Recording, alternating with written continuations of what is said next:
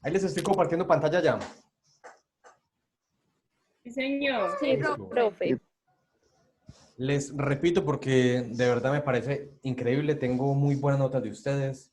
Acabo de ver el informe de todos y de cada uno de ustedes. Me parece espectacular las notas que han tenido. Bueno, vamos rapidito. Ahorita sí nos vamos a meter en pocas palabras en la parte, digamos, carnuda de todo el aspecto de la macroeconomía. Vamos a ver. Antes eran unas partes previas y queríamos entrar en contexto para que ustedes no quedaran como tan perdidos, tan embolatados, para que sí supieran de qué le estamos hablando. Entonces, ¿cuál es el objetivo primordial de esta clase, muchachos? Primero que todo es entender el objeto del estudio de la macroeconomía, de lo que estamos realizando, ¿sí? Aparte de eso, vamos a conocer cuáles son las herramientas que utilizan las personas que trabajan con la macroeconomía, pero principalmente, y también vamos a comprender el modelo de los modelos macroeconómicos. ¿Qué son modelos macroeconómicos? Es una de las herramientas con la cual las personas economistas manejan y observan la parte económica. Es muy importante que ustedes sepan esto, pero principalmente que ustedes se den cuenta cuál es la finalidad de que ustedes estudien esta parte de la macroeconomía, que no es sencillamente como por llenar un requisito, sino que se den cuenta cuál es la importancia real que tiene, en pocas palabras, esta materia. Pero primero, antes de empezar, vamos a hacer una breve retroalimentación con respecto al taller pasado. ¿Por qué hicimos este taller? Precisamente porque tiene que ver muchísimo, tiene que ver completamente con la parte macroeconómica. ¿Por qué? Porque son preguntas que se hacen de manera global y se les preguntó con respecto a entornos. Y la parte de entornos es muy importante de la macroeconomía. Ya se van a dar cuenta. Bueno, primero, ustedes realizaron su presentación en el foro de consultas. Listo. Y después se les preguntó, ¿cuál consideran ustedes que es la base más importante de una empresa y por qué? De las bases de la empresa tenemos el marketing, la parte de la producción y la logística, tenemos la parte económica, la parte de recursos humanos, la parte jurídica y la parte TIC. Entonces, se les preguntó, de los 6, ¿cuál es más importante? Muchas personas se agarraron a pensar y me escribieron por el interno, me preguntaron o me dijeron, es que yo considero que la parte más importante es la parte económica.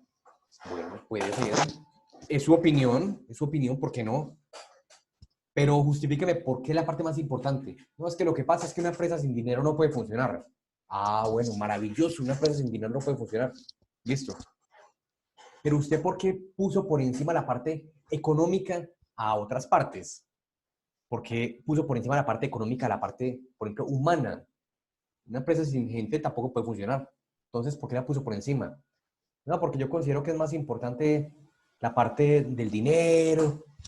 Entonces, en pocas palabras, me argumentó relacionado. Pero haciendo un breve consenso, la mayoría de las personas estuvieron de acuerdo en que la parte más importante de una empresa es la humana. Y eso es lo que dicen muchos autores, que la parte más importante de una empresa es la humana. Porque en pocas palabras, hacia allá dinero, hacia allá en otros factores, la parte humana es la que genera ese engranaje para que una empresa pueda funcionar. Pero igual, esa opinión de ustedes, esa pregunta era muy personal. No va a quedar ni buena, no va a quedar ni mala, es totalmente personal. Hubo quienes contestaron que la parte más importante es el marketing para lograr ventas. Es totalmente respetable. Totalmente respetable. Pero acá se puso más bacano en la tercera pregunta, cuando se les preguntó sobre las dos bases más importantes. Porque entonces algunos decían, no, pues que ahí ya podemos hablar que del marketing y podemos hablar de la parte humana. Les coloco un ejemplo. La primera persona que me escribió sobre esta pregunta me dijo que ella consideraba que las partes más importantes de una empresa eran el marketing, la parte humana, por las ventas y que las ventas, en pocas palabras, se representan en beneficios para las personas. Es totalmente cierto, muchachos. Es totalmente cierto.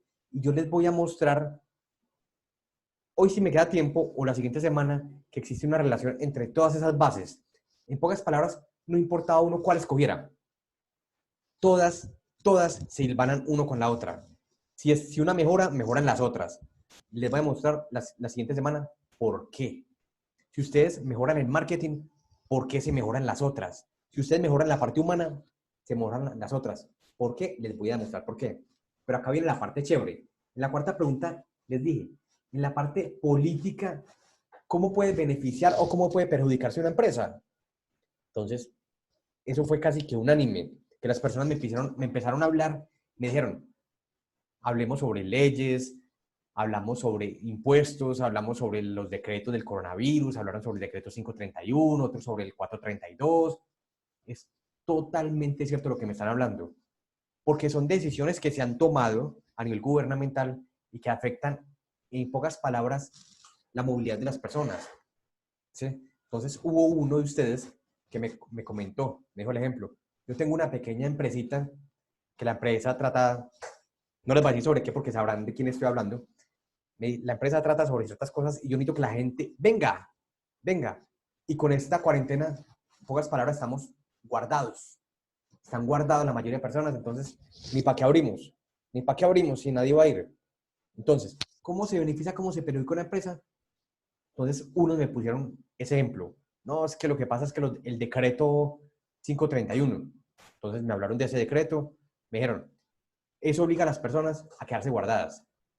Otra cosa que también es muy cierta, y eso sí me pareció espectacular, que me dijo, yo tengo un familiar que es taxista y por medio del decreto se prohíbe que existan en los taxis más de una persona. Entonces, o sea, más de un pasajero, me explico. O sea, puede ir el taxista y un pasajero máximo, máximo. Entonces me decían, es que eso ha disminuido las carreras más que incrementarlas, porque las personas no quieren gastar plata en dos taxis para dos personas. Y eso es totalmente cierto, totalmente cierto. Entonces me colocaron el ejemplo de que no, que en pocas palabras ya los taxis se están utilizando menos. Es totalmente cierto. La quinta pregunta, que proporcionar un ejemplo de cómo se beneficia o cómo se perjudica una empresa, según ellos, por el entorno cultural.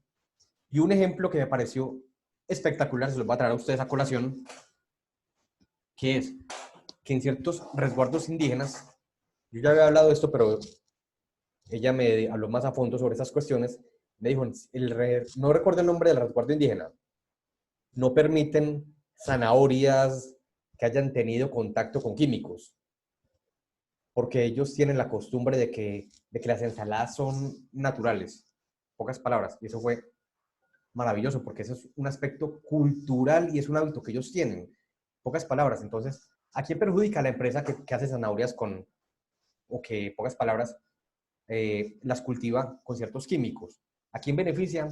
A la que no utiliza químicos porque le van a comprar más. O, por ejemplo, la parte tecnológica, que es totalmente cierto. La misma persona de los taxis me dijo, hubo alguien que empezó a utilizar, que fue el primero en utilizar la parte de los GPS por medio de los celulares y todo eso, y implementarlos. Y esa persona tenía acceso directo y de primerazo a las carreras. Eso fue un ejemplo espectacular y yo lo tengo ya guardado. Lo tengo guardado para la próxima clase.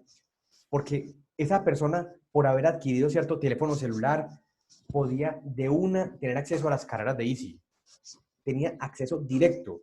Era el que primero le sonaban, el que primero se reportaba. Era maravilloso. Entonces me parece un ejemplo espectacular. Ahorita sí,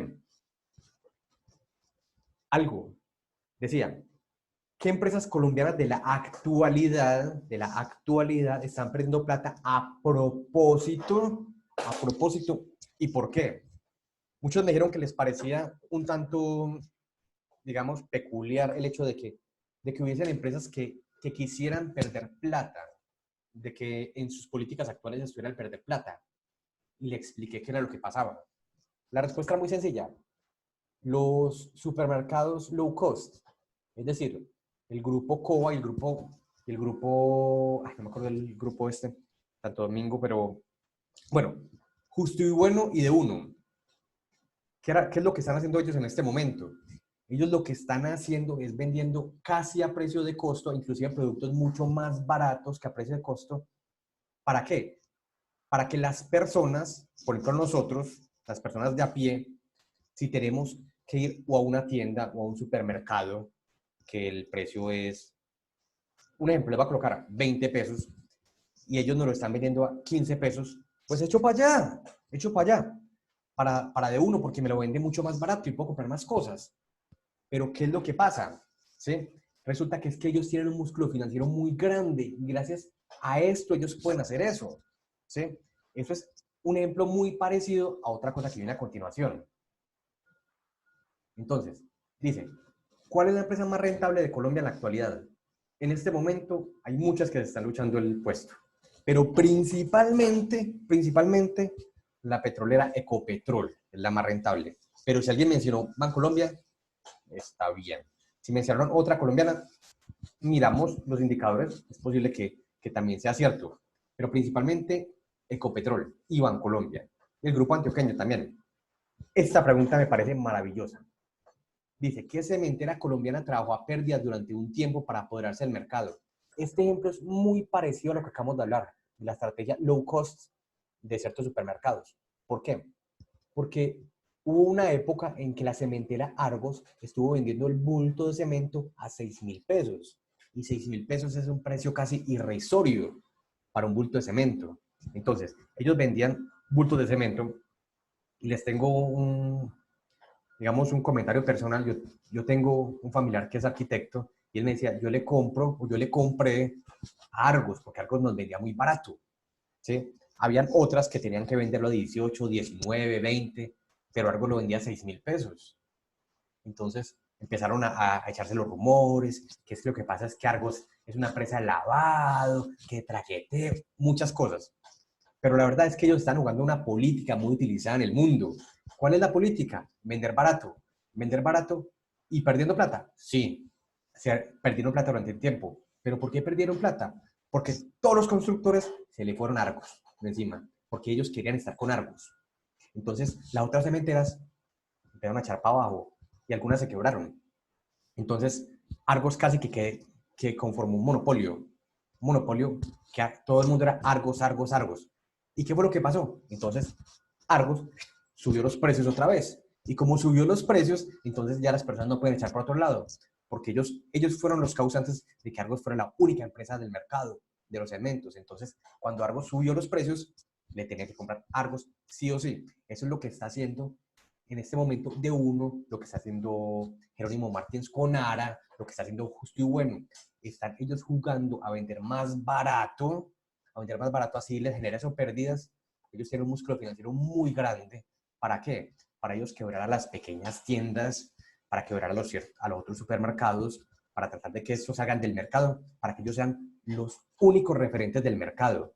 Pero créanme, la van a tener dura, pero dura acá en Colombia, porque tienen unos competidores fuertes del grupo de éxito, por ejemplo, como el Super Inter, o tienen competidores fuertes, pero fuertes. Olímpica es un competidor muy fuerte, pero eso es lo que están jugando y eso es lo que van a hacer.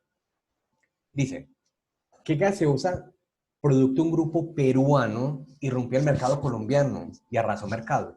¿Por qué? ¿Qué producto, qué gaseosa producto un grupo peruano? La Bicola. La Bicola hace parte de un grupo peruano llamado AG. Entonces, esta gaseosa, ¿qué fue lo que hizo?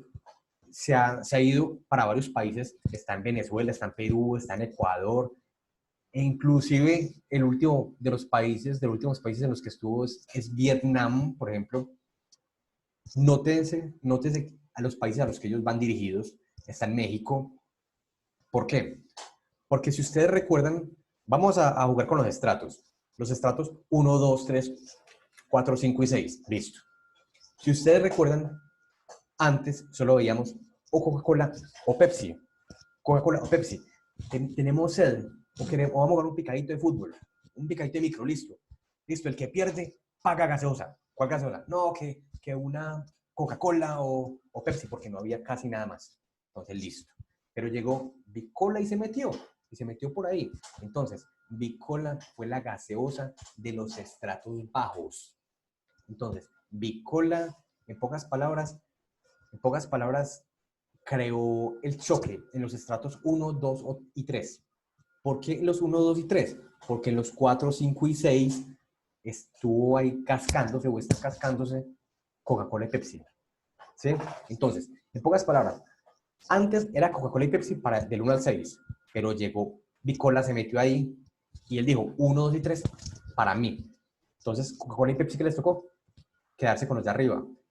Pero si ustedes recuerdan, en el año 2013 aproximadamente, entró una promoción de Coca-Cola que ellos vendían la gaseosa 1.7 a 1.500 pesos. Y esa campaña empezó en Tebaida, ¿sí? Que empezaron a venderla mucho más barata. Y esto le dio muy duro a Bicola.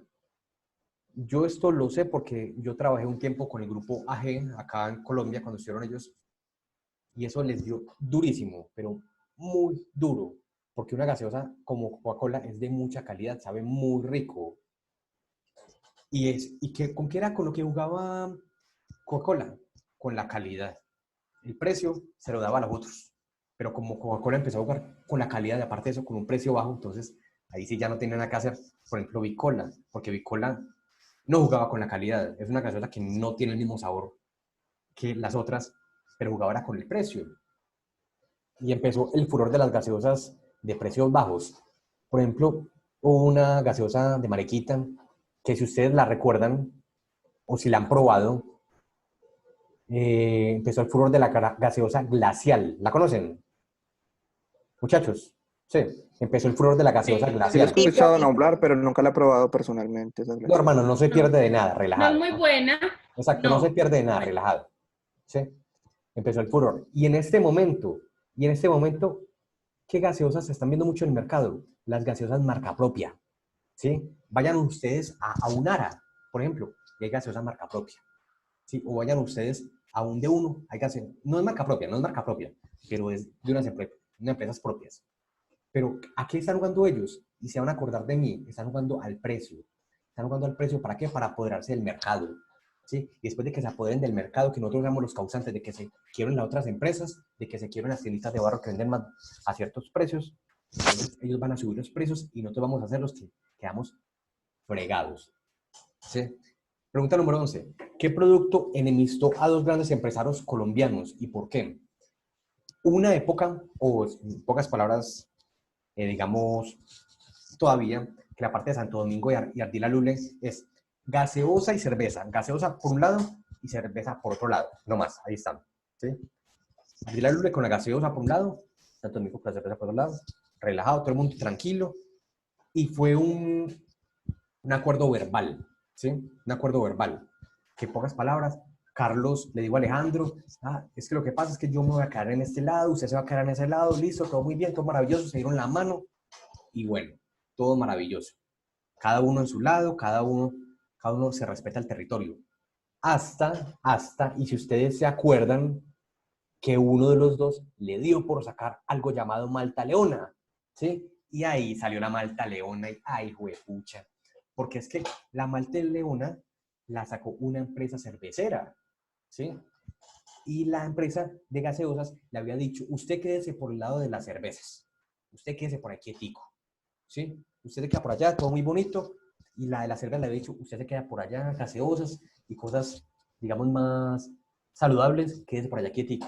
Hasta que la cerveza le dio por meterse por el lado más saludable de la Malta Leona. ¡Ay! Se agarraron. Y eso fue un problema gravísimo. Fue un problema gravísimo porque en pocas palabras no podía hacer nada. No podía hacer nada. Porque en pocas palabras cada uno se mete en el mercado donde quiere. Pero ese fue algo que enemistó a los grandes empresarios colombianos. Bueno, muchachos, y pasando al siguiente taller, ¿sí? Al siguiente taller, les pregunté, bueno, muchachos, pensemos, ¿qué es la macroeconomía? Entonces, primero que todo, tenemos que pensar en la economía como el estudio de los bienes escasos. Es decir, si nosotros vemos la parte económica, la plata, los bienes, los productos, los recursos, todo se acaba, todo se acaba, todo se va a acabar. Entonces, ¿la economía qué hace con eso? Estudia cómo se pueden gestionar estos bienes, pocas palabras, de la mejor manera. Entonces, por un lado está la parte micro y por otro lado está la parte macro. La parte macro es lo que vamos a estudiar nosotros. La parte macro estudia las partes globales, las partes grandes de la economía. La parte global grande, esto es macroeconomía, ¿sí? La sección de la economía que estudia los indicadores macros globales existentes, es decir, las cosas grandes, fuertes. Aquí, por eso venía la segunda pregunta, ¿qué es la diferencia entre macroeconomía y microeconomía? ¿Sí? Como su nombre lo indica, micro hace parte de algo pequeño, ¿sí? Por ejemplo, si yo económicamente estudio a Juan, estoy estudiando un factor microeconómico. Si yo estudio económicamente a Manuela, estoy haciendo un estudio microeconómico, perdón. Si yo estudio a Geraldine y estudio económicamente a Jefferson, ¿qué es lo que pasa? Estoy haciendo un estudio microeconómico, ¿sí? Microeconómico.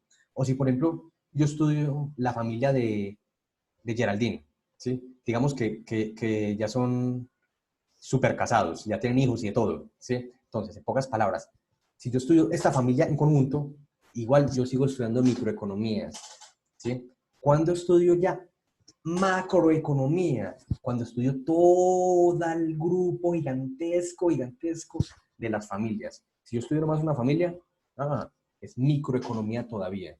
Entonces, microeconomía son factores pequeñitos. Por ejemplo, ahí les tengo los ejemplos. Las personas o las familias o las empresas. Cosas muy pequeñas, cosas muy pequeñas. Esto es la microeconomía. Pero ¿qué nos importa a nosotros? Es lo grande, muchachos.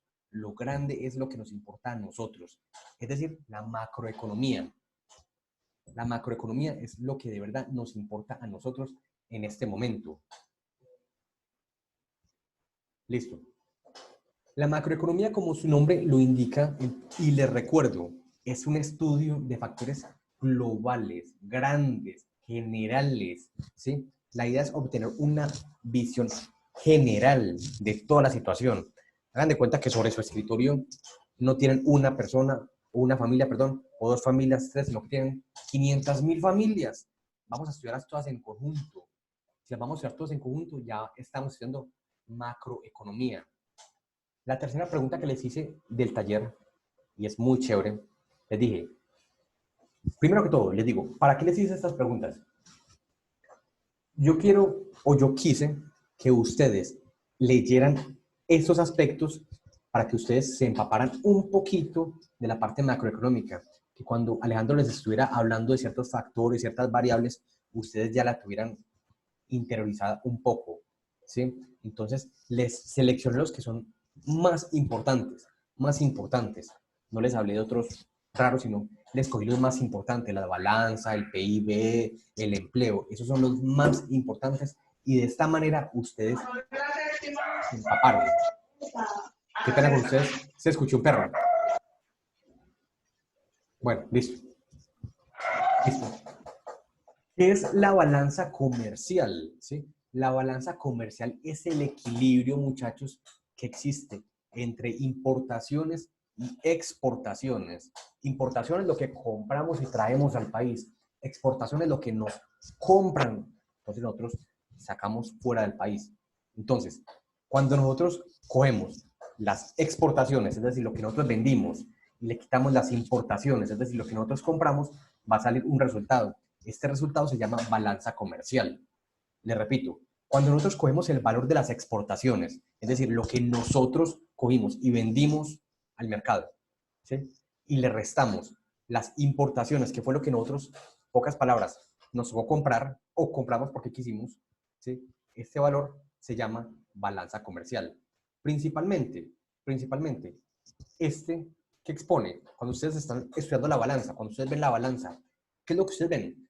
¿Ustedes ven un superávit o ven un déficit? ¿Sí? Un superávit, ¿sí? Es cuando se vendió más de lo que ustedes compraron, ¿sí? Es decir, cuando hay más exportaciones que importaciones. Es decir, ustedes recibieron más plata de las que les tocó pagar. Cuando esto pasa, hay un superávit. Esto se llama superávit económico de balanza comercial. Pero el lado contrario, o sea, el lado triste de la situación, es el déficit. ¿Por qué? Porque el déficit es cuando ustedes les tocó comprar más de lo que ustedes vendieron, ¿sí? Y esto es lo que muchas veces lo que muchas veces, por casi, digamos casi siempre, es la queja acá en Colombia. Si nosotros tenemos para fabricar ciertas cosas, entonces, ¿qué pasa? Tengámoslas acá, no importemos, dediquémonos a exportar. Bueno, muchachos, por ahí paro, les pregunto, ¿hasta ahí todo va claro? Listo, maravilloso. Listo, no voy muy rápido, no estoy hablando muy rápido ni muy enredado. Es que empiezo como a, no, a apasionarme al momento de hablar. No, todo bien. Todo muy bien. Listo, maravilloso. Entonces, siguiente pregunta que les hice. Les dije, entonces, ¿qué es el Producto Interno Bruto? El Producto Interno Bruto es algo muy sencillo. Es la suma, pero primero que todo, también es conocido como PIB. ¿Sí? Si ustedes escuchan PIB, qué pena con ustedes, un momentico. Si ustedes escuchan PIB, se les está hablando del Producto Interno Bruto. ¿Qué es el Producto Interno Bruto? El Producto Interno Bruto es el total, es la sumatoria total de los bienes o servicios producidos en un país en un tiempo determinado. Esta es la mejor definición que hay. Es el total de bienes o servicios producidos en un país en un tiempo determinado. Pero ojo, algo que me faltó colocar ahí, o que ahí dice, es el total de bienes o servicios producidos, pero bienes, ojo, finales. Ojo, mucho cuidado con esto, que es una cascarita que les puede colocar Alejandro por ahí. Ojo con esto, los bienes o servicios producidos tienen que ser terminados, ya tienen que ser finales. ¿Sí? Ojo con esto. ¿Por qué? Porque también hay bienes intermedios. ¿Sí? Hay bienes intermedios también. Y los bienes intermedios no se suman. Les voy a dar un ejemplo, que es el ejemplo que nos suelen dar en la parte económica. Digamos, el motor. El motor. Alejandro tiene una fábrica de motores. ¿Sí? De motores. No, ¿para qué son? No, para carros. Listo. Si Alejandro tiene una fábrica de motores para carro y Alejandro produce 50 motores para carro. Entonces, la pregunta es maravillosa. ¿Esos motores producidos se cuentan en el Producto Interno Bruto de un país? La respuesta es no. ¿Por qué no? Porque son bienes intermedios. ¿Por qué son bienes intermedios? Porque el bien final es el carro para el cual van producidos. ¿Sí? No, o sea, son bienes intermedios. Esos no se cuentan. O, por ejemplo, listo, les voy a dar otro ejemplo. Yo fabrico levadura. O no, yo fabrico no, o sea, yo transformo levadura. ¿Sí? Yo tengo bultos de harina. Entonces, ustedes me preguntarán, ¿esos bultos de harina finalizados, digamos ya empacados, se cuentan dentro del Producto Interno Bruto de un país? La respuesta es no, porque como el bien final, o sea, si fueran nomás para tener ahí, listo, se cuentan. Pero como no son para tener ahí, sino que eso van para una panadería, entonces, cuando se transformen en la panadería, ahí ya son bienes finales. O si no, son bienes intermedios. Es decir, si van a formar otra cosa, entonces se cuentan como bienes intermedios. Pero si ya la formaron y ya no tienen nada más en qué transformarse, ya son bienes finales. ¿Hasta ahí me entienden, muchachos? Maravilloso, listo. Bueno, entonces les recuerdo, el Producto Interno Bruto es el total de bienes o servicios producidos en un país en un tiempo determinado, pero no se les olvide, de bienes, de artículos finales, no intermedios, finales. Bueno, listo. Se mide dentro de un país. Ojo que esa otra cascarita que yo les puedo poner. Listo. Vamos al ejemplo, digamos, no sé, bueno, una empresa de gaseosas. Una empresa de gaseosas peruana, por ejemplo, AGE, peruana, va y se instala en Bogotá, Colombia, ¿sí? Entonces, listo. Ellos fabrican gaseosas, tal cosa, todo bonito, todo correcto, todo listo. Y fabricaron y tienen 10 millones de aporte al PIB. Les pregunto, ¿esos 10 millones de aporte al PIB van para el PIB peruano o colombiano? Les pregunto a ustedes, ¿ustedes qué creen? El peruano. Peruano. Esa es una confusión muy grande. La empresa puede ser peruana, pero está residente, está ubicada en Colombia. Entonces, donde se ubique, para allá va el PIB. Entonces, si una empresa coreana se ubica en México, puede ser lo coreana que queramos, pero donde esté residente, donde esté fabricando, donde esté produciendo, ahí va a salir los resultados para el PIB de ese país. Hasta ahí va claro, muchachos. ¿Todo claro? Listo. Generalmente, el PIB se mide por dos periodos. Generalmente, o se mide semestralmente o se mide de manera anual. ¿Listo? Es muy difícil medirlo trimestralmente. Es engorroso porque es mucha cuenta la que hay que hacer. Entonces, generalmente es o semestral o es anual. La medición del PIB en un país. ¿Es semestral o es anual? ¿Listo? ¿Cómo se mide el PIB de un país? Pues muy sencillo. Cogemos todo el consumo, ¿sí? Es decir, todo lo que se ha comprado en un país, ¿sí? Aparte de eso, toda la inversión que se ha hecho, que ha hecho las empresas en ciertas cosas. Es decir, ahí medimos, en pocas palabras, el consumo, la parte microeconómica, inversión, la parte macroeconómica, gastos del gobierno, es decir, cuando el gobierno hizo gastos en salud, en otras cosas, ¿sí? Y a eso le sumamos exportaciones menos importaciones. ¿Recuerdan cómo se llama eso?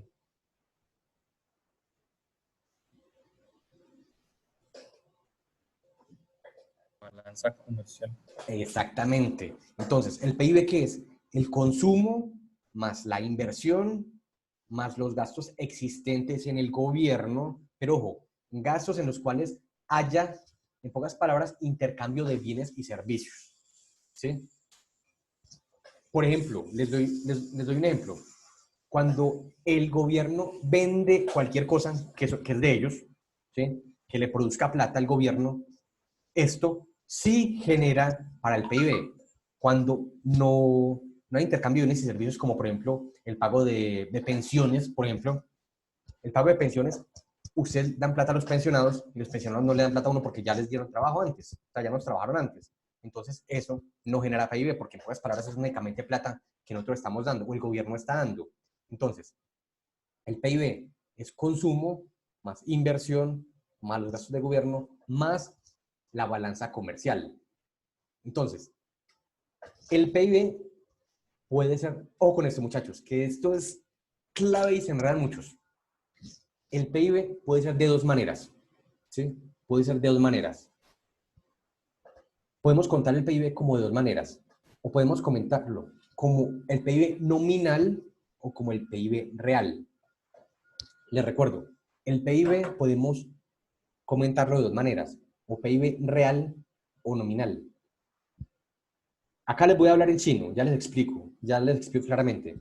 El PIB real es el total de los bienes y servicios producidos, pero sin tener en cuenta el cambio de precios. Hasta ahí, créanme, yo sé, les estoy hablando en chino con esta definición. Y el PIB nominal es el valor total de los bienes y servicios producidos en un país teniendo en cuenta el cambio de los precios. Entonces, el PIB real es sin tener en cuenta el cambio de precios y el nominal es teniendo en cuenta el cambio de precios. Ya les voy a explicar cómo. Listo. Acá les tengo también otro datico. El nominal usa los precios actuales. El real usa un año base para ser comparado. Ustedes dirán, no entiendo un carajo lo que este man está hablando acá. Ya les voy a explicar. Recuerden, el PIB real no tiene en cuenta el cambio de precios. El nominal sí tiene en cuenta el cambio de precios. Listo. Les voy a traer. Listo, les voy a explicar con esto. Ustedes ven acá esta imagen que les tengo acá. ¿Sí la ven clarito? Listo, se las voy a explicar. Digamos que vivimos en un país donde hay dos productos, ¿sí? El pan y el roscón, ¿sí? Únicamente tenemos dos productos. En el año 1 se vendieron y se produjeron 100 panes, cada uno a $1, y 150 roscones, cada uno a 2 pesos. En el año 2 se produjeron 120 panes a 2 pesos y roscón 200 a precio 3. Si ustedes se dan cuenta acá, con el cambio de año se produjo más, pasó de 100 a 120, de 150 a 200, y el precio cambió de 1 a 2 y de 2 a 3. Listo, hasta ahí vamos claros. ¿Qué es el PIB nominal? El PIB nominal coge cada año, si ustedes se dan cuenta, en el año 1, ¿qué fue lo que pasó? En el año 1, si ustedes multiplican en el año 1, 100 por 1, 100 por 1, les va a dar 100, obviamente. Y sigamos acá, y 150 por 2 nos va a dar 300. 300 más 100 es 400. Ahí no hay complique, no hay enredo. Y para el año 2, vean que se aumentó la producción y se aumentó el precio también. Acuérdense, PIB nominal sí tiene en cuenta el cambio de precios. Año 2, se produjeron 120 por el precio 2, o sea, 240. 240. Y roscones son 200 por 3 pesos, o sea que son 600. Si se suman a 600 son 840. Voy a ver si acá...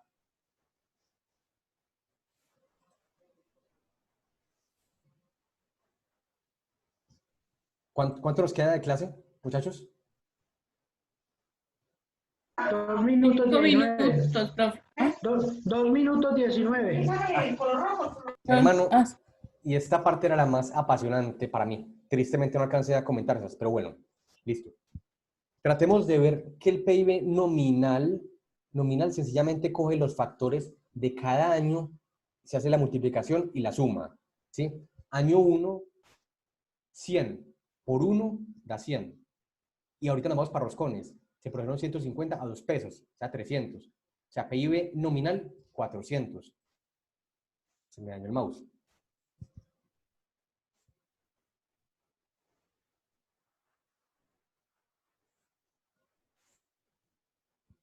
Y el año 2 se produjo 120 panes a 2 pesos y 200 roscones a 3 pesos. Y si hacemos la multiplicación sale directamente que la venta es 840. Les pregunto a ustedes, muchachos que no los puedo ver, les pregunto, por favor habilítenme el micrófono. ¿Se dan cuenta que el PIB nominal es sencillamente lo que da cada año? ¿Sí entienden? Sí, señor. Listo. Sí, profe. Listo. Vean la diferencia que hay. Es el nominal. El nominal sí tiene en cuenta los precios. Vean que si el precio cambia, igual se multiplica. Pero el PIB Entró en el real... último minuto. ¿Perdón? Se entró un último minuto, en cualquier momento se le va a caer la imagen. Listo. Entonces, ¿sabe qué vamos a hacer? Vamos a despedirnos con mucho amor. ¿Listo? No hay de otro. Si puedo habilitarlo. Bueno, chao. Chao. Profe, gracias. No, profe, Hasta luego, gracias. profesor. Gracias. Buenas noches a todos. Nos veremos entonces la otra semana Gracias. con una apasionante Esperamos clase. Sí, es que- muchos 5, profe. O, obviamente va a ser así. Muy bien, profe. Listo, señores, que estén muy bien, se me cuidan. Chao. Chao, lo mismo. Profe. Hasta luego, muchas Gracias, gracias. profe, chao. Muy bien. Chao, chao, chao,